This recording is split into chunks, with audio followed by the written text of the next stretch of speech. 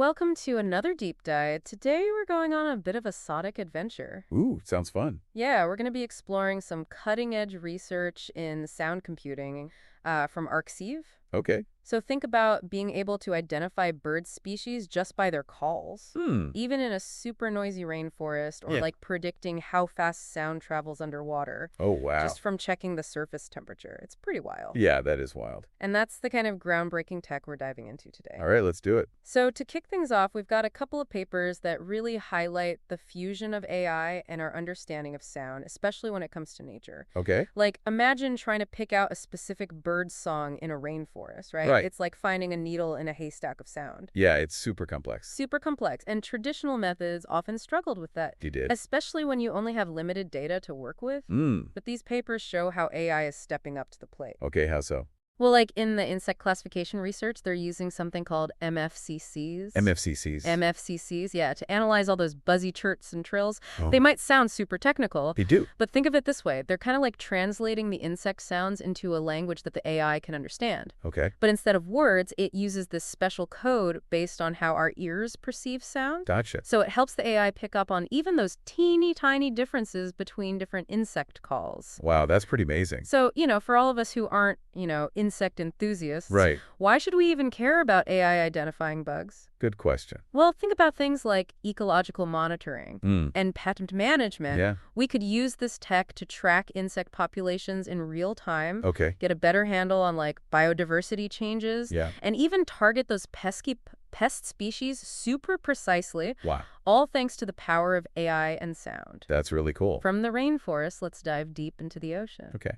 This next paper uses something called DAS, distributed acoustic sensing, to analyze underwater sounds. Distributed acoustic sensing, all right. It's like having thousands of tiny microphones spread out across vast distances underwater, Oh, wow. all thanks to fiber optic cables. That's incredible. So it's a total game changer for stuff like monitoring underwater seismic activity or tracking marine life. Yeah, but I imagine it's not exactly a silent world down there, is it? No, it's not. Noise is a huge obstacle when it comes to analyzing all that DAS data. Right. But that's where this new research comes in. Okay. They've developed an AI model called CPUNet CP unit. Okay. that can filter out all that noise without even needing pre-labeled data. Wow, so it learns how to clean up the data by itself. Exactly. It's the power of unsupervised learning, right? Yeah. CPUNet analyzes the data's patterns Okay. and figures out what's the actual signal and what's just noise. Makes sense. So, this could have applications way beyond just underwater acoustics. I bet. Like what?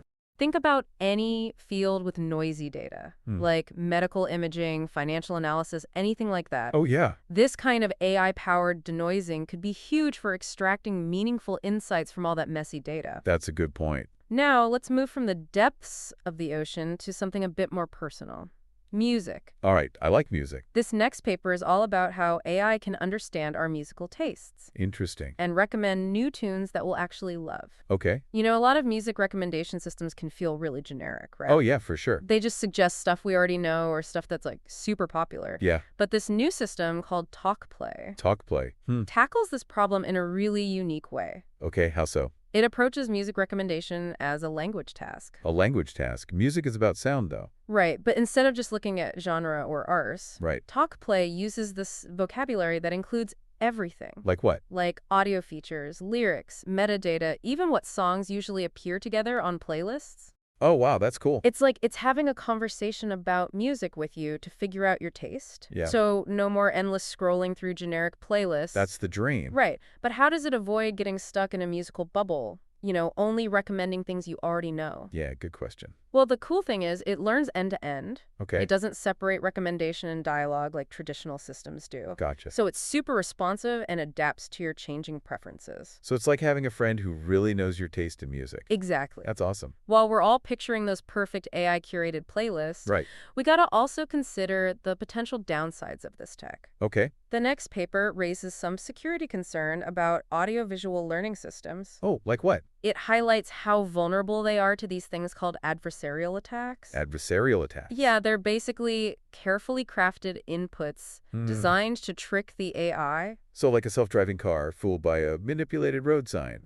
Exactly. Or a security system that fails to recognize a threat Oh, wow. because the audio cues have been altered. That's a little scary. And the scary part is that these attacks can be super subtle. Really? The paper focuses on two main types, Okay. temporal invariance, Temporal invariance. which basically exploits redundancies in how the AI processes sound over time. And then there's modality misalignment, Modality misalignment. which messes with the relationship between the audio and visual inputs. So it's like tricking the AI by messing with the timing or creating a mismatch between what it sees and hears. Exactly. It's kind of like an auditory illusion. Wow, that's pretty clever, but also concerning. Yeah, it is concerning, but, the good news is that researchers are already working on solutions. Okay, like what? They're proposing things like audio-visual adversarial training to make the AI models more robust Okay, and less susceptible to these kinds of manipulations. that's good to hear. So, it seems like every time we make a leap forward in AI, there's a new challenge. Right. But speaking of leaps forward, Yeah, let's talk about this paper that borrows some techniques from the world of language processing. interesting. What's it called? It's called MINA, Masking-Based Contrastive Learning of Musical Representations. Okay, And it takes what we know about language and applies it to music got it. to create this really innovative way of learning musical representations. So they're using what we know about language to help AI understand music. Yep, it's really cool. How does that work? So MINA uses this technique called token masking, Okay. where it randomly hides parts of the musical data, and then the AI has to predict those missing pieces. So it's like giving the AI a musical puzzle to solve. Exactly. And that helps it understand music better. Yeah, because it forces the AI to really think about the underlying structure. That makes sense. And you know what? This approach has a bunch of advantages. Like what? First off, it's super efficient. It can handle way larger data sets than previous methods.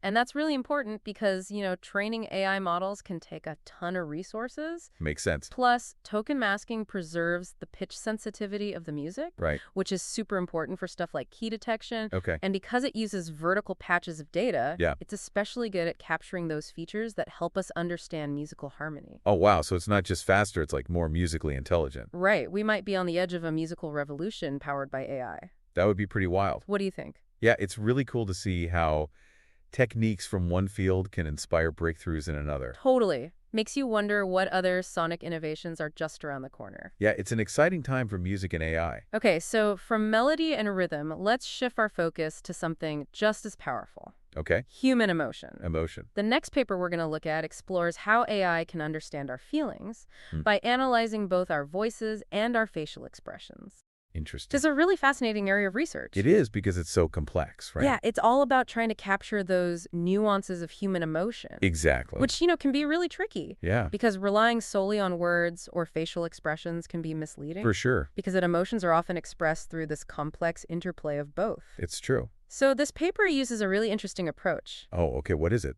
It's called AVTCA, AVTCA. which stands for Audio Video Transformer Fusion with Cross Attention. Oh, wow. That's a mouthful. It is a bit of a mouthful, but basically it combines the power of transformers, Okay. which is a type of neural network, with these cross-attention mechanisms Right. to analyze audio and video data all at the same time. So it's like the AI is a conductor leading an orchestra. I like that analogy. Yeah, the audio and video inputs are like different sections of the orchestra, Okay. each playing their own part, And the transformer is the score. right? Helping the AI understand how those parts fit together Got it. to create the overall emotional impact. That's a good way to think about it. And then the cross-attention part, Yeah. that's like the magic sauce. Okay. It allows the AI to focus on those really important features for emotion recognition. It's like the conductor highlighting certain instruments at just the right moment Yeah. to bring out the emotional depth of the music. I see. So it's not just about analyzing the audio and video separately. It's about understanding how they interact Makes sense. to paint that complete picture of our emotion. That's really cool. And this approach is proving to be super effective. It is. Yeah, the researchers tested it on a bunch of benchmark data sets. Okay. And they don't think really impressive results, Cool. recognizing all sorts of different emotions. Imagine the possibilities. I know, right? Like more empathetic virtual assistants, Yeah. better mental health diagnostics, Yeah. even more engaging and personalized learning experiences. Yeah, there's so much potential. So while we're daydreaming about all these amazing applications, Right. we also got to remember that these AI models, Yeah. as they get more sophisticated, they also need more and more computing power. Sure. which can be a bit of a barrier to actually using them widely. Yeah, I've heard about those huge models that need, like, rooms full of servers. I know, right? It's crazy. But, the next paper we're diving into tackles this very challenge. Okay. It's called Joint Fine-Tuning and Conversion of Pre-trained Speech and Language Models Towards Linear Complexity. Okay, and what does that mean? Well, they've developed this technique called CALD. Called. It stands for Cross-Architecture Layer-Wise Distillation. Hmm. It might sound super complicated. It does. But think of it this way. It lets us shrink those giant AI models down to size Okay. without sacrificing any of their intelligence. So it's like compressing a giant file without losing any of the data. Exactly. That's amazing. Right. PALD lets us convert these complex models into simpler, more efficient versions Okay. that can run on less powerful hardware.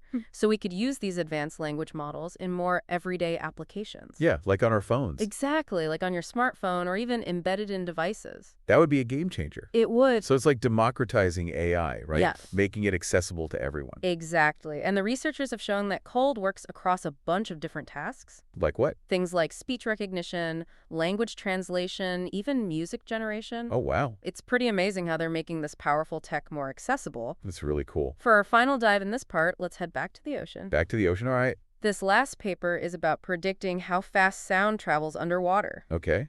which is super important for all sorts of underwater applications. Like what? Sonar systems, communication networks, even navigation. I can see that. But, it's not as simple as just looking up a set speed, Right. the speed of sound in water. Yeah. It changes based on a bunch of factors. Like what? Temperature, salinity, pressure, and all those things can fluctuate like crazy, Yeah. depending on where you are and how deep you are. Makes sense. And traditionally, measuring all those variables was super slow and resource imperative. So this research is offering a faster, more efficient way to figure out underwater sound speed. Exactly. How do they do it? They've developed this AI model Okay. called SMDF-CNN. SMDF-CNN, right? It stands for Self-Attention Embedded Multimodal Data Fusion Convolutional Neural Network. That's quite a name. It is a bit of a mouthful, but it basically combines data from different sources to make real-time predictions. Cool. What kind of data? So it uses remote sensing data, Okay. specifically sea surface temperature, which we can get from satellites. Hmm. And it also incorporates historical sound profiles, Oh, interesting. which tell us how sound speed has varied in the past Okay. at different locations and depths. So it's like using clues from the surface in the past Right. to predict what's happening below. That's clever. And the self-attention part, Yeah. that's key. Why is that? It lets the AI focus on the most important correlations between those data points, so the predictions are even more accurate. That's really cool. So what does all this real-time underwater sound speed info mean for us? Yeah, good question. Well, imagine more accurate sonar systems for mapping the ocean floor, Okay. more reliable underwater communication networks, even better safety systems for underwater navigation. Wow, it could really change things. It's a huge step forward for sure. Yeah, This has been an incredible journey so far. it has. From identifying bird songs to predicting underwater soundscape, Right. it's clear that AI is completely transforming how we understand sound and how we interact with it. It's really exciting. The pace of innovation in this field is just mind-blowing. It is. We're seeing breakthroughs happening so quickly. Yeah, And I think we're just scratching the surface of what's possible. I agree. It's clear that we're moving into this new era Mm, where the line between the physical and digital worlds is getting blurrier and blurrier. for sure. And sound is playing a major role in shaping that future. Absolutely. And that leads to some really fascinating questions, right? Yeah, like what? If we can already use AI to analyze and interpret sound in these incredibly sophisticated ways, what's next? What if we could use this tech to create brand new soundscapes? Wow. Or even communicate with other species? That would be incredible. It would be mind-blowing. I think it's safe to say that the future of sound is anything but silent. Definitely not. So stay tuned for part 2, Okay. where we'll dive even deeper into the cutting edge of sound computing research. Sounds good. Picking up where we left off, it's pretty amazing to see how we're using sound to push the boundaries of what's possible. It is. Like we're composing this whole new symphony of innovation, blending the natural world with cutting-edge tech. I like that.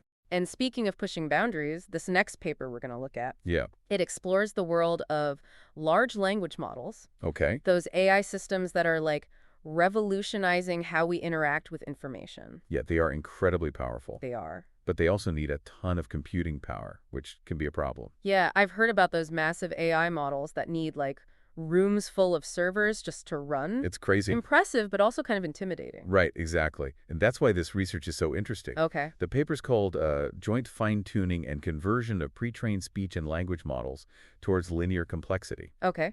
And it basically presents this technique called Called? which essentially lets us shrink those giant models down to size Okay. without losing any of their intelligence. So it's kind of like compressing a huge file Yeah, without sacrificing any of the data. exactly. That sounds incredibly useful. It is. It allows us to convert these really complex models into simpler, more efficient versions Okay. that can then run on less powerful hardware, which means we could actually start using these advanced language models in more everyday applications. Yeah, like on our phones. Exactly. Yeah. Like on your smartphone or even embedded in devices. That would be a game changer. It would. It's like we're democratizing AI, making it available to everyone. I like that. And the researchers have shown that this call technique works across a bunch of different tasks. It does. Speech recognition, language translation, even music generation. Oh, wow. It's pretty remarkable. It really is. All right, so let's shift gears a bit now Okay. and talk about a paper that explores the connection between sound and human emotion. Always a fascinating topic. Right. This research takes us a step closer to understanding the really subtle ways that we express our feelings. Okay. How so? So the paper introduces this model called AVTCA. AVTCA. Short for Audio-Video Transformer Fusion with Cross-Attention. Okay. It's a mouthful, I know, but it essentially uses transformers, which is a really powerful type of neural network, to analyze both audio and video data at the same time. To get a better sense of someone's emotions. Exactly. So it's not just about listening to our tone of voice. Right. Or watching our facial expressions in isolation. You need both. You need both. It's about understanding how those cues work together to reveal what we're really feeling. Because sometimes, like, a subtle frown can completely change the meaning of something someone says. Exactly, like sarcasm. Right. And this AVTCA model, it's really good at capturing those nuances of human expression. That's pretty impressive. And you know what? The researchers have achieved some really impressive results with this approach. They have. Yeah, showing that it can accurately recognize a wide range of emotions. That's exciting. What kind of applications do you see for this? Oh, I mean, the possibilities are endless, right? Yeah. You could use it to create more empathetic and responsive virtual assistants. Okay. Improve customer service interactions. Build more personalized learning experiences. Yeah. Even help with things like mental health diagnostics. That's a good point. It's really exciting to think about. It is. It could change a lot of things. All right, so let's shift gears now. Okay. From the complexity of human emotion to the mysteries of the ocean depths. Sounds good. This next paper addresses a pretty fundamental challenge in underwater acoustics. Which is? Predicting the speed of sound. Oh, right. I remember from physics class that the speed of sound changes depending on the medium it's traveling through. Exactly. And underwater, it gets really complicated. Yeah, there are a lot of factors at play. Right, like temperature, salinity, pressure, all of which can vary a lot depending on where you are and how deep you are. So how do they predict the speed of sound underwater? Well, this paper introduces an AL model that uses readily available data to make real-time predictions about underwater sound speed. Oh, wow. That sounds incredibly useful. It is. Knowing the speed of sound is crucial for things like sonar systems, underwater communication networks, Makes sense. even navigation. So how does this AI model work?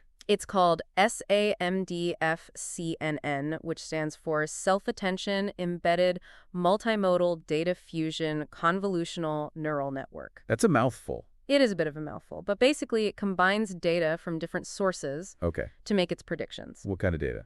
So it primarily relies on remote sensing data, specifically sea surface temperature, which we can get from satellites. And it also incorporates historical sound profiles. Interesting. Which give us information about how sound speed has changed in the past at different locations and depths. So it's using clues from the surface and from past data to predict what's happening below. Exactly. That's really clever. And what about that self-attention part? That's key. It allows the AI to focus on the most important correlations between those data points. So the predictions are even more accurate. Like the AI is figuring out which clues are the most important. Right. And this kind of technology could have a huge impact on underwater exploration, communication.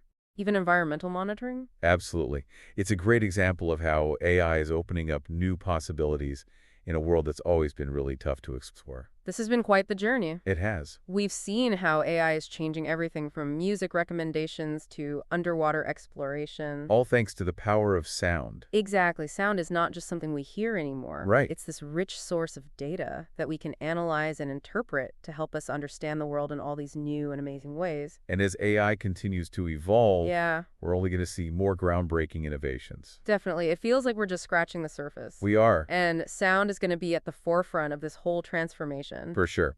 It's a really exciting time to be following this field. All right, welcome back to the deep dive. We're going to wrap things up with a look at how AI is not just interpreting sound, but actually learning from it in some pretty cool ways. Yeah, one of the papers we're looking at takes inspiration from the world of language processing Oh, interesting. to create a more efficient and musically intelligent AI.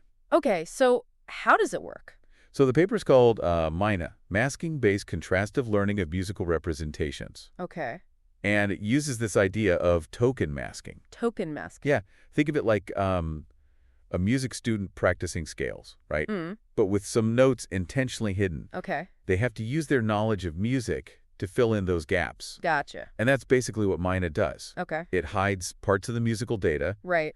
and the AI has to predict those missing pieces. So it's like a musical game of hide and seek. Yeah, exactly. But for the AI. Right. Okay, and what are the benefits of doing that?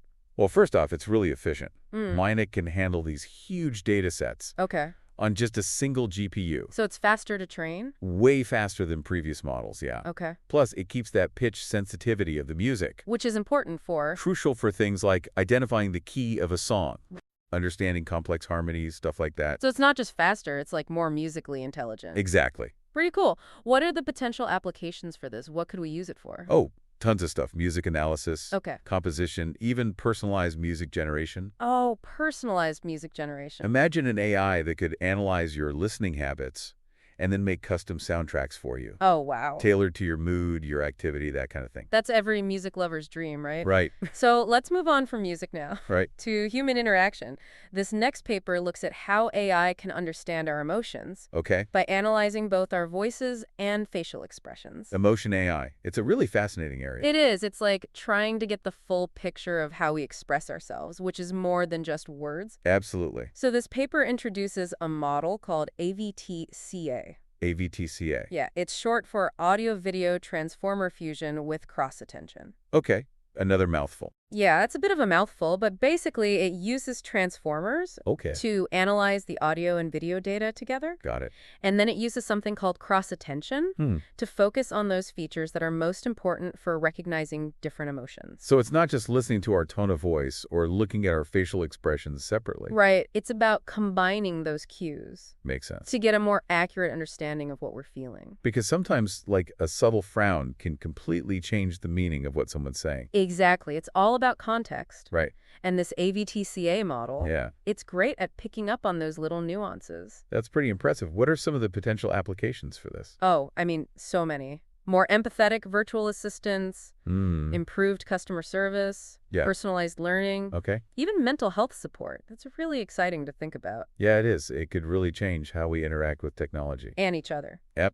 Well, this has been an amazing deep dive into the world of sound computing. It really has. From identifying bird species to predicting underwater soundscapes to, even composing personalized music, AI is changing everything. It's a really exciting time for this field. It is, and it's clear that we're just starting to explore the potential of sound computing. Right. And how it can shape the future. As AI keeps advancing, we're going to see even more amazing innovations. I think so too. And sound is going to be a big part of that. A huge thank you to our expert for guiding us through all this fascinating research. Of course, it was my pleasure. And to everyone listening, thank you for joining us on this sonic adventure. Keep exploring. Yeah, keep exploring the world of sound, and remember, the future is listening.